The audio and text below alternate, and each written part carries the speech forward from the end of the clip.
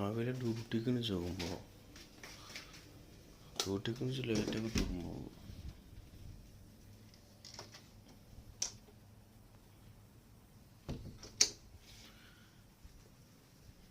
നേരെ 8 മണിയായിരിക്കും.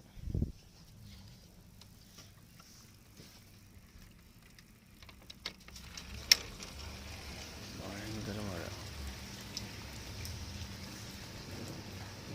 നല്ല ഭയങ്കര മഴയും ഇടിയും.